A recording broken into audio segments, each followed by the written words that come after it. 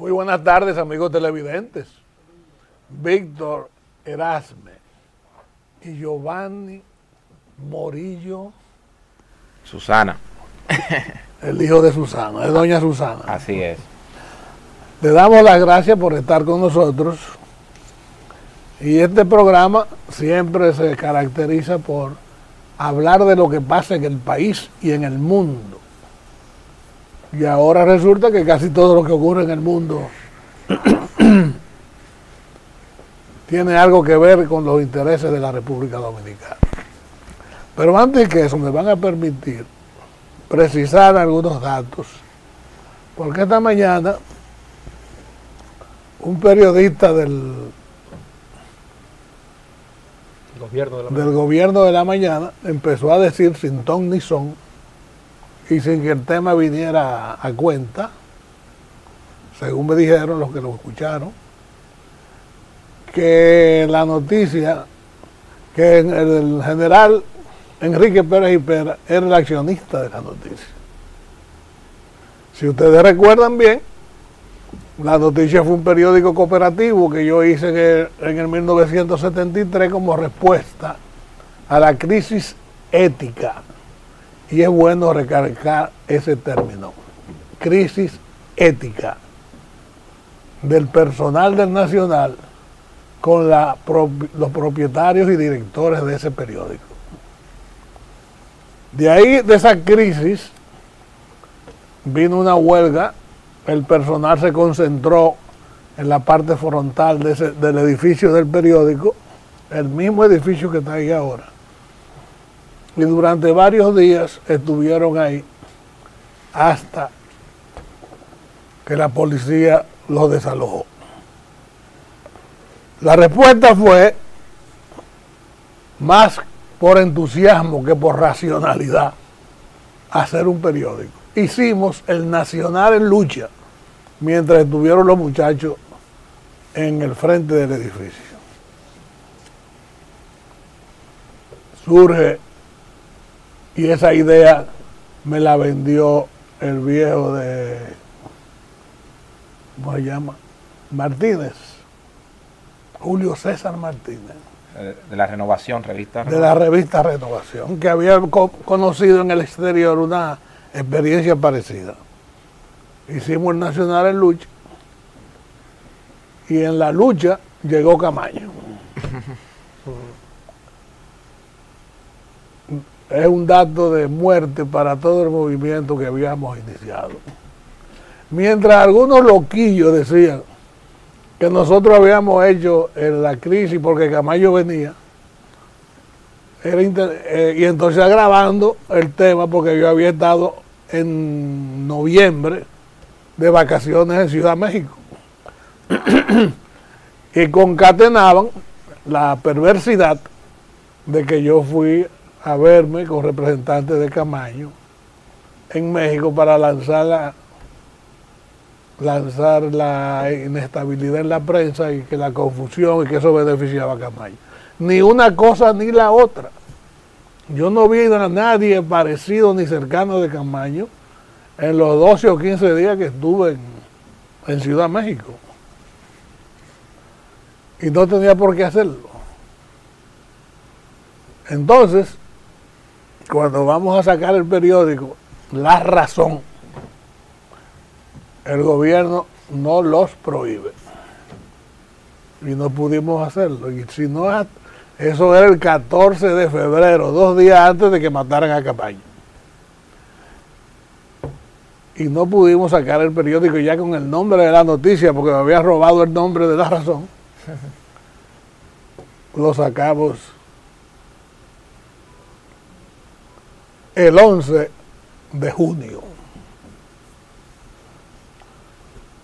El general Pérez y todos los jefes militares están inmersos en el problema que significó la presencia de Camaño, el asesinato de Camaño, la cremación del cuerpo de Camaño y toda esa situación de inestabilidad que se produjo en el país. Bosch huyendo, Peña huyendo, y el país estaba en vilo. Entonces, ¿ustedes creen que el general Pérez, o que yo, tenía que recurrir al general Pérez para que invirtiera dinero en ese momento en la noticia.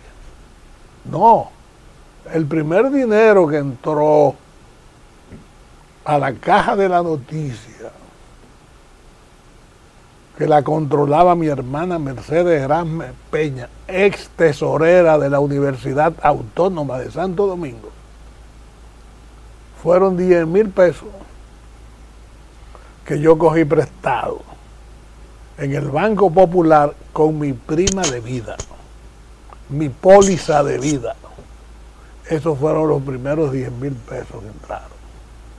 Y quisimos hacer, pretensión, un periódico de donde solo yo podía tener 10,000 pesos, pero nadie más podía tener más de 5, para evitar el dominio de un grupo sobre la autonomía del periódico. Quisimos hacer un periódico en cierto modo cooperativo y con aportaciones por acciones muy diverso. Mato Berrido, que era secretario de Educación, era accionista de la noticia. Un cuñado de Radamés Gómez fue que lo llevó, me llevó donde él. Que nos conocíamos, pero no éramos los buenos amigos. Bernardo Vega era accionista de la noticia. Armando D'Alessandro era accionista de la noticia. Pepín Corripio y el doctor Castaño G. Payat eran accionistas de la noticia. Brea Peña era accionista de la noticia y lo designamos presidente de la editora La Razón. El arquitecto José Antonio Caro Álvarez era accionista de la noticia. Y así el señor Ramón Báez Romano era accionista de la noticia. Y me perdona Mercedes porque no me recuerdo de muchos más. Doña Teidi Paniagua, que vivía ahí en la Bolívar, era accionista de la noticia. Algunos amigos de Nueva York eran accionistas de la noticia.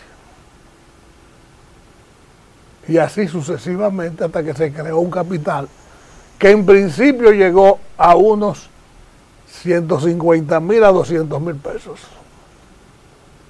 Cuando se necesitó más dinero urgente, Pepín entonces decidió invertir 30,000 pesos para comprar papel. Cuando la situación se puso agria, más agria todavía, yo decidí bajarme el sueldo a 300 pesos como director y vicepresidente de Editora La Razón. Y tomé la decisión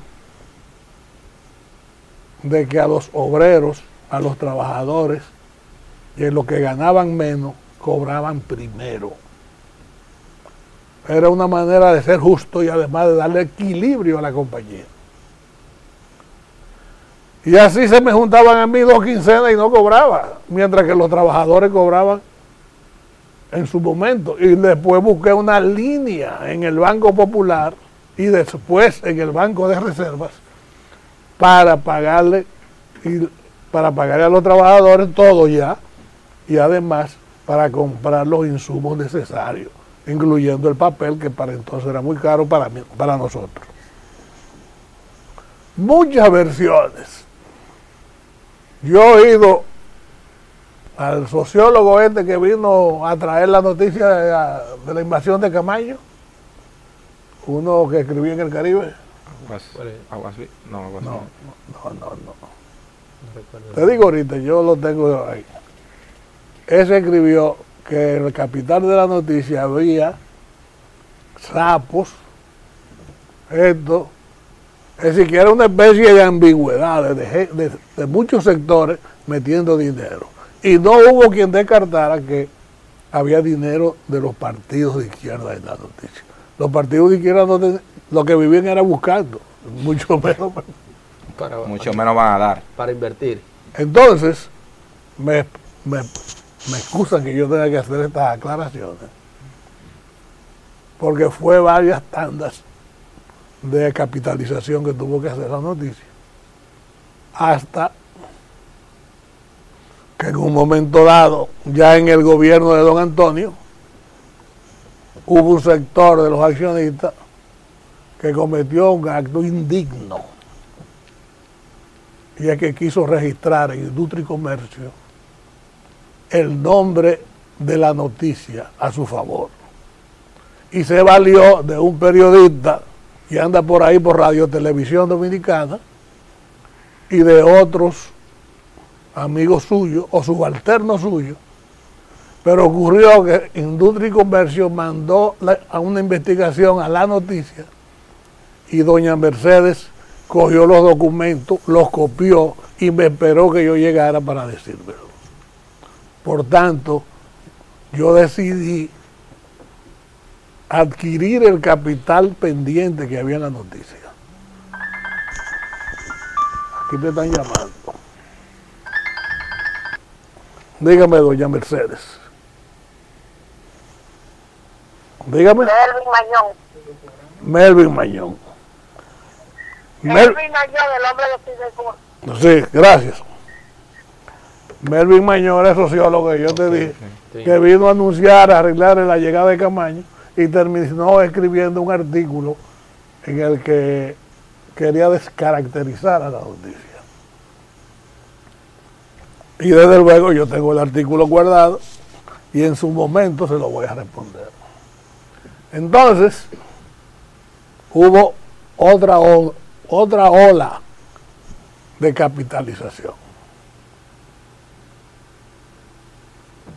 Y ahí le quitamos al señor Pepín Corripio la mayoría de acciones de Editora La Razón. No valieron los chismes de Miguel Hernández que fue a venderle, que yo había dicho, cosa que no era verdad. Se armó una chismografía ahí. Quisieron hacer una huelga como la que nosotros hicimos en el Nacional. Le digo yo, pero no, porque que me madruga yo no duermo. Y cuando iba, el mismo Pepín me advirtió que había un movimiento desestabilizador del periódico.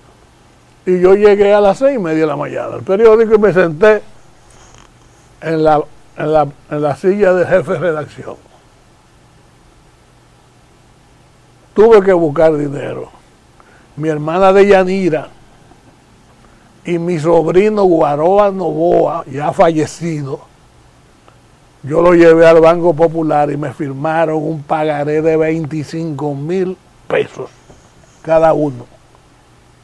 Con esos 50,000 pesos y otros amigos que ahora no puedo mencionar, pero que no fueron Pérez, conseguir dinero suficiente para cubrir el capital. Y después que estaba cubierto el capital y utilizado, como me sugirió el licenciado Ugri García, vende las acciones y usa el dinero. Porque realmente nos faltaba el capital. ¡Fup! El palo estaba dado y no hubo más remedio que buscar a comprar Pepín el Nacional. Mucha gente se preguntará, ¿por qué Pepín y tú no tan cerca? En lo afectivo lo estamos, pero tuvimos ese desencuentro y él se quedó en su sitio y yo me quedé en el mío. A mí me fastidió y me fastidié yo mismo cuando perdió Jacobo y vendí el periódico. O vendí mi parte. Porque algunos accionistas se quedaron siendo accionistas. Yo le avisé a cada accionista, le dije, ¿quieres vender o quieres quedarte? Unos optaron por quedarse y otros optaron por vender. Y su dinero le fue pagado. Porque eso es lo que se llama actuar con transparencia. Con transparencia. Tu dinero es tuyo, pero el mío es mío. Y tú no me puedes tirar zancadillas a mí porque yo no caigo en zancadillas. Otro elemento importante, Silvio, que jugó un rol protagónico el periódico La Noticia, fue en su época, en lo que era los 12 años de Joaquín Balaguer. Pero sin la noticia no gana don Antonio. El periódico La Noticia fue quien dio la batalla sin cobrarle un chele a nadie. Porque hasta el último comunicado de don Antonio, como lo reconoció Sonia Guzmán recientemente, por el único medio que pudo publicarse fue a través de mi programa a los 7 días. Y se lo pasé 2 veces. Me lo llevó el hermanito de Vicente Sánchez Vareta, como pidiéndome un favor a nombre de don Antonio, porque no habían... Balaguer le compró todo, los medios de comunicación, con todo y empleados. Increíble. Así era la cosa, esa era la pelota que se jugaba en esa época, y contra esa pelota fue que yo jugué. Vamos a la pausa y volvemos.